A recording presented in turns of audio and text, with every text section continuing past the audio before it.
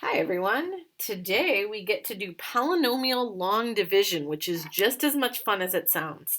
Okay, so let's first reminisce back to elementary school when we first learned how to do long division. Okay, and see if we remember kind of the steps that we went through. So if I asked you to divide these numbers here, the first thing you would do is look at that first digit. Okay, so 9 does not divide into 4. So I go to my next digit. 9 does divide into 49. I mean, not perfectly, but I want to ask myself 9 times what gets me as close to 49 as possible? How many 9s could I get into 49? Well, I know 9 times 5 is 45. Okay, you're going to need to know your times tables here. And then if I multiply here, 9 times 5 gives me 45. And I'm going to subtract. So 4 minus 4 is 0, 9 minus 5. This leaves me with a remainder of 4 here, which this number here should always be smaller than what you were left with up here. If it's not, you know you didn't use a big enough number up top. Also want to point out, and it might be hard for you to see this in the video, but I tried to line this 5 up on top of the 9 to show that that's kind of where we started our problem was with the first two digits. Now that I've got this, I'm going to take this 2 and bring it down and make this a 42, and I'm essentially going to repeat the process again. So 9 goes into 42 how many times? Well, 5 is going to be too big because 5 would take me to 45, and that's bigger than 42. So how about 4 times? And again, that 4 really should be lined up on top of the 2. 9 times 4 is 36. And again, I'm going to subtract. 42 minus 36 is 6, which again is smaller than the 9, so I know I'm in good shape. And then let's bring down the 3. So this is now a 63. 9 into 63, 9 goes into 63 7 times exactly. So 9 times 7 is 63. And I'm left with a remainder of 0. Just want to remind you that this would be the remainder right here. But so my answer is up here, 547. All right, so let's try that with this next one. All right, so I start with 12. 12 does not go into 1, right? And 12 does not go into 10. So I have to go all the way to the third digit. 12 goes into 101. So let's think about how many times. And this might be tricky. In my head, just as a benchmark, I'm going to think of 10. Okay, 12 times 10 is 120. So I know that's too large. All right, so let's backtrack from there. How about 12 times 9? 12 times 9, if you needed a calculator to check this, is 108. So that's still too large. So I think we're down to 12 times 8. Okay. 12 times 8 is 96. So 101 minus 96, that's a difference of 5. And I know that my 8 was the right choice now because this gave me a number that's smaller than the 12. So, and that again is starting kind of at the 101 here. So now I'm bringing down the 2. Now I'm asking myself 12 goes into 52 how many times? Well, 12 times 4 is 48. I think that's the best I can do because 12 times 5 would take me to 60. So 12 times 4 is 48. 12 times 4 is 48. I just said that 3 times in a row. I'm subtracting here. And 52 minus 48 is a difference of 4. And then I bring down my 0. 12 goes into 40. Let's see, 3 times, because 12 times 3 gives me 36. And then I have a remainder of 4. Now, in this one, I'm out of numbers, right? And you learned in elementary school that you could continue this on with decimals, all right? And there is a way that you could, get a decimal expansion here the long way. In fact, I think this is going to be a repeating decimal, if I'm not mistaken. But that part doesn't matter to me right now because that's not how we're going to handle it with polynomials, right? With polynomials, we really want to think of our remainder like a fraction, okay? And the fraction that we would set up here as far as a remainder goes would be, well, let's see, I don't technically want to label it a remainder. I really want to think of it as just tacking on to my answer, but it would be 4 over 12. I have 4 left over out of 12. Okay, so that's 4 twelfths, which really could be written as like 843 1/3. Okay. So when you're writing your remainder gets tacked on to the end of your problem as a fraction out of the number you were trying to divide by. So 12 goes into this number 843 times, and then I have 4 pieces left over, which would leave me with like an extra 1/3 hanging out there, because it would be 4 out of 12. The numerical part of that is not going to be as relevant today. And so if you were having a hard time keeping up with me when I was saying, oh, 12 times this is this, and 12 goes into this many times. I mean, that all comes from knowing your times tables really well, but that's not going to be as important for the polynomials, because you're going to be working with a lot more variables and probably smaller numbers. So don't stress about that too much. I wanted to make sure you remember this process, because this process is exactly what we're going to be doing with polynomials. So it just looks different when you've got all these x's in here. So the first thing I'm going to do with this problem here is set it up like a long division problem with the bracket and everything. So I'm going to say x plus 4 is being divided into this big long thing, 2x cubed plus 11x squared minus plus 3x minus 36. Okay, and here's the question that I want to ask myself. X times what makes 2x cubed? I'm going to say that again. I want you to think about the answer. X times what makes 2x cubed? Well, I would need a 2, right? And then I would need 2 more x's to make an x cubed. So that would be a 2x squared. And I'm lining it up on top of the x squared so that my terms will kind of align all the way down. That I'm starting with an x squared, so I'm lining up on top of the x squared term. Now, I'm going to take this thing and multiply it here, and it's really like I'm distributing. So 2x squared times x is 2x cubed. This should always happen, okay? This 2x cubed and 2x cubed, these two things should be the same. We designed it that way, right? And then 2x squared times 4 leaves me with 8x squared. This next part is the place where the most mistakes happen. Because remember up here, what we're doing with that thing that we wrote underneath there is we're subtracting it. I'm subtracting this as well. But remember, when I say that I'm subtracting it, I'm subtracting both pieces. So we never screw this one up, because we know that these two things are meant to cancel out. 2x cubed minus 2x cubed. What you have to remember is that this is really 11x squared minus 8x squared.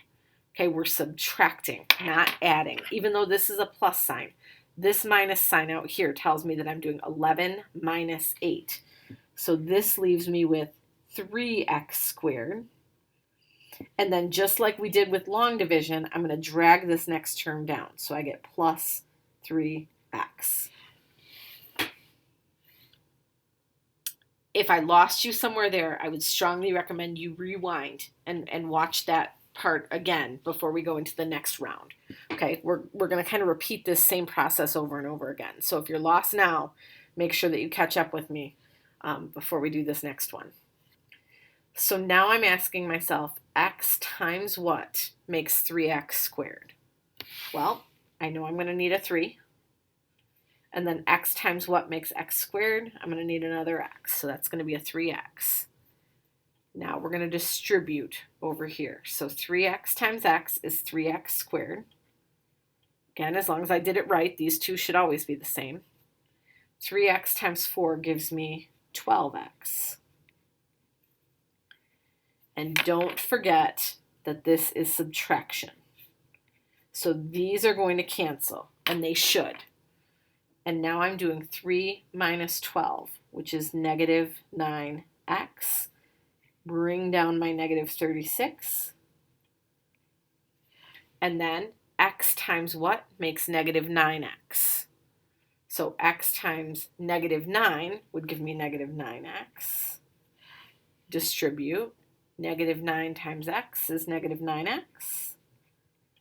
Negative 9 times 4 is negative 36. And in this case, both things would cancel when I subtract. That makes me happy because I'm at the end of my polynomial here, which means I have a remainder of 0. Okay, we love it when that happens. My answer to the question is this thing up here.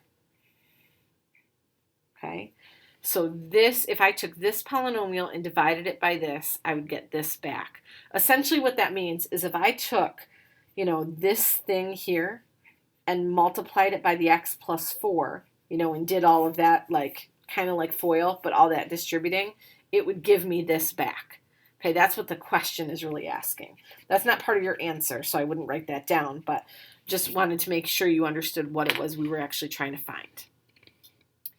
Okay, maybe you want to pause the video right now and try the next one on your own and see how far you get. Probably in class, I would be having you try this one, and I would walk around and see how you did, and then I would do it with you. So why don't you give it a try, and then restart the video and check it with me in a minute.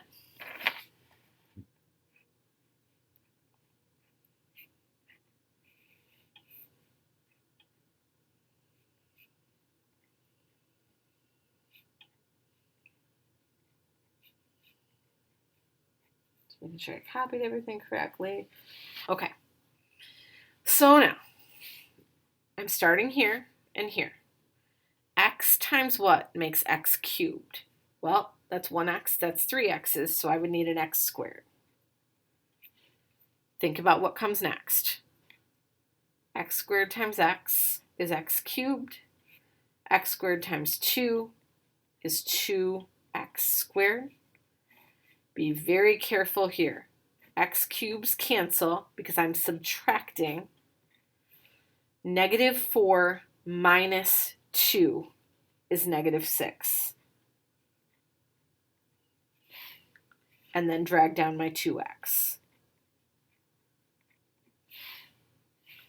X times what makes negative 6x squared? Well, I'm going to need a negative 6, and I'm going to need another x. So negative 6x. Negative 6x times x is negative 6x squared. Negative 6x times 2 is negative 12x. Oh, and this is big red flag for mistakes here. Remember that we're subtracting. And so 2x minus negative 12x is really going to be like 2x plus 12x. Subtracting a negative means we're really adding. So this is now a 14x. Bring down your negative 3.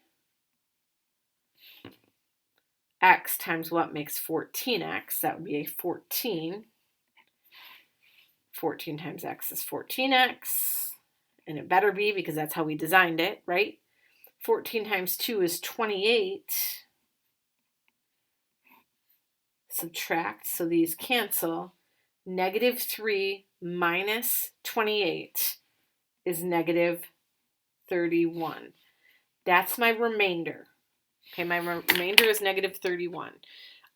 You don't have a remainder until you get down to something that has a smaller degree than this. So this has a degree of 1, because this is a power of 1, right? So if I had like a power of 2 or something, I would know that I'm not done with my problem yet.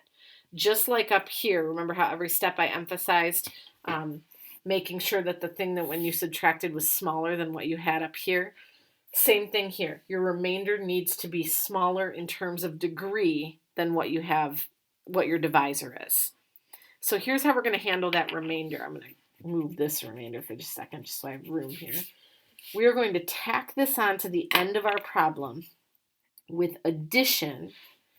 And I guess really I could have written it as subtraction because this is negative, but I'm going to write that number divided by the divisor. Okay, so when you have a remainder, this is how you deal with it, is you make it a fraction over this thing and tack it on to the end of your answer. That means that this doesn't divide out evenly. I don't have a perfect, this is not a factor of this thing. Okay, and we're going to talk way more about factors later on, so you'll catch on to that, but that's what that really means there. Okay, something super important I want to point out in this third example. So please stay with me, even if you're feeling like, you got this. And I'm going to give myself just a little more space here. when I'm setting this up, this is the one that's being divided into the other. So I'm putting this one on the outside.